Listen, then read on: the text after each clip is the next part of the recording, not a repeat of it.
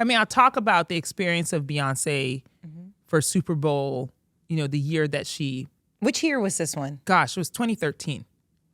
No, or 12. Oh, wait, 13. I guess, 2013. Yeah. Colin was playing in that Super Bowl. Girl, ain't no way. Yeah, in New Orleans, right? We're talking about New Yes, Orleans? New Orleans. Are you Colin? serious? Yeah, quarterback. How are we discovering this right now? Yeah. Are you? People Girl, how forget do I this. not know Colin that? is a Super Bowl quarterback. Went to 2 NFC championship games. But yes. 2013, though? Yes. Yep.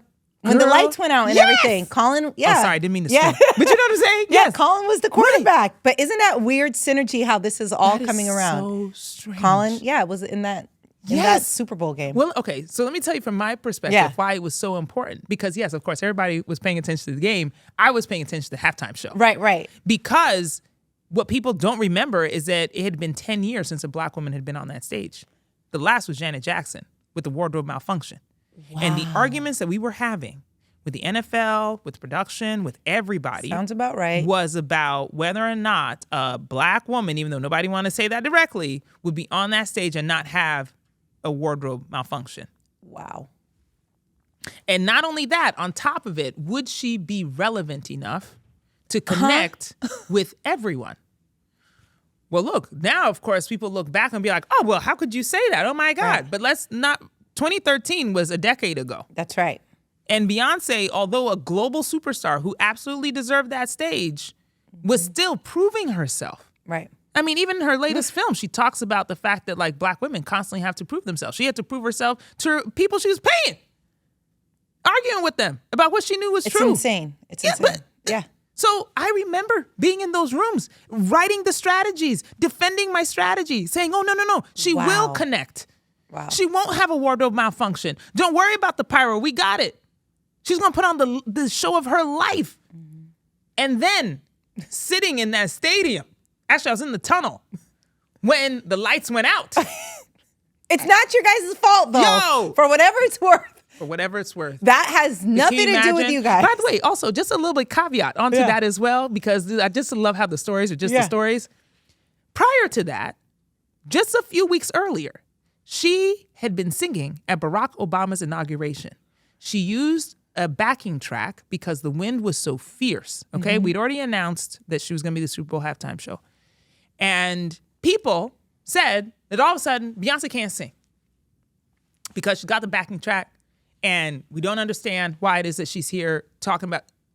So it became a controversy about whether or not, how she was going to perform, if she could perform, if she deserved it, all of this craziness. So everything that was riding on that moment of proving not just her self-worth, but all of us who have ever had to stand up and say, no, I deserve this moment because I've worked for it. Not just because you think I should have it, but because I actually deserve it. I worked for this moment. It was for all of us. And so when she came off that stage and then the lights went out and we were like, oh, damn, now they're going to blame us for this too? That's every goddamn thing. We just can't get nothing right. Performance of a lifetime. And then the lights go out. You kidding me? Right. And so having to spin that into something. Right. Man, I was on marketing overdrive. It was my damn Super Bowl. Where's my championship ring at? Right. You know what I'm saying? I deserve a trophy. Right. How about bows? I'm tired of this. Stop sleeping on bows.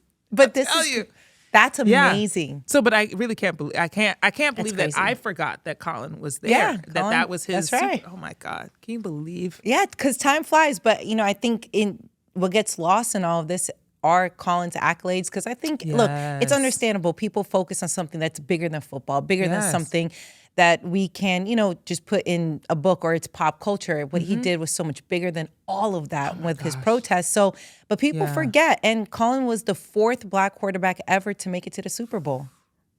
You see what I'm saying? When people talked about him, again, him as a black quarterback, and people would talk about his style of play, they would try to diminish it because he's a black quarterback. Yes. Meanwhile, that style of play is what is currently happening now. But apparently, you see what I'm saying? No team will hire him because, Look, we know. Okay.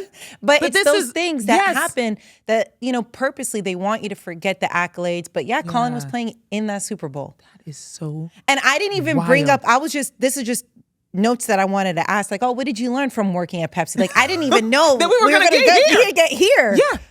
But it's that. That's right. It is that. The lesson was the advocating, standing in our power. Right. And I can't wait to tell Colin that. Oh, like, my goodness. how big of a role you played. Yes.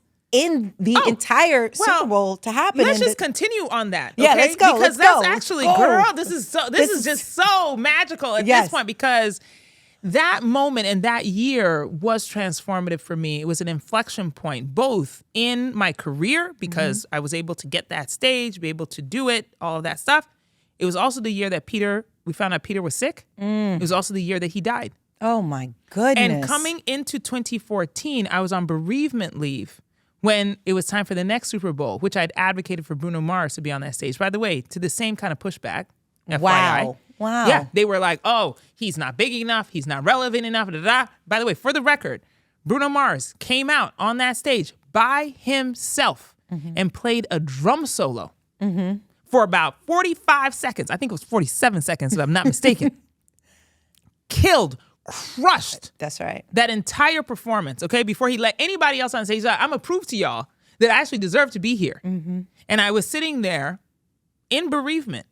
Like, I wasn't even officially back at work yet, knowing that my bosses and people at work were contemplating raises and promotions and all that stuff. And I was up for a promotion, especially given the work I had just done with Beyoncé and what I had just done with Bruno Mars, even though half of that year I was battling my own depression, my husband's death, my mother's cancer, my 4-year-old daughter. I had done all of that in a year and still won. And I came back to the office and my boss said I hadn't done enough to get a raise or a promotion. Wow. His exact words were, you haven't hit enough home runs. Oh. By the way, I was not officially back at work yet. Oh my. I was still in bereavement leave. Wow. And it was at that moment that I knew that, like, advocating for myself, never in any corporate environment or any environment, letting other people take the credit for my work was ever going to pass again. Never. And so that's when I stopped saying, oh, we did this. No. We are responsible. Oh, it's easy to do that when you're in the team. And we're taught team. Honestly, we're taught There's no to. I in team. Blah, blah, blah, blah. Yeah. When it comes to us, I call it. I'm like, oh, no. I did that. Oh, you forgot I put her on that stage? Oh, you forgot I wrote this strategy? Oh, you forget that I had that idea? No. It was me. It wasn't we. Me. In fact. Make it rhyme. In fact, put a rap, smoke that. Yeah. You know what I mean? Like, what are you talking about? Yeah. And so for me, it was like such a transformative time, that entire year, that changed everything in my career, in my life. It really became the inflection point for everything that I'm seeing now.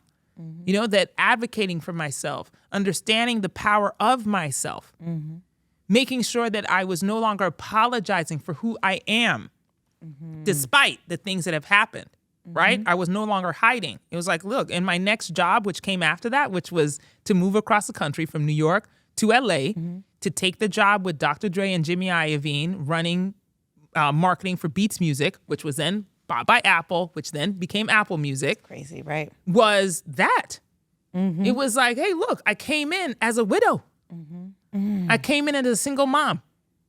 I came in as someone who didn't understand tech, someone who was clearly very black in a very white space in Silicon Valley, because guess what? Dre wasn't going up there. Who had to go up there? I had to go up there. And in all of that, I understood that I couldn't hide anymore and that I had to bring all that forward. So anybody who's like, oh, how are you so unapologetic? And they want to throw it around and be like, oh, yes, I'm self-aware and I'm out here, blah. No, it's not that easy, man. No. You have to go through the fire to realize why you're unapologetic. So all those things that have burned you before, yes, go ahead, show your scars. And that's why I'm okay with being a phoenix. You know, That's because right. you have to thrive in the ashes.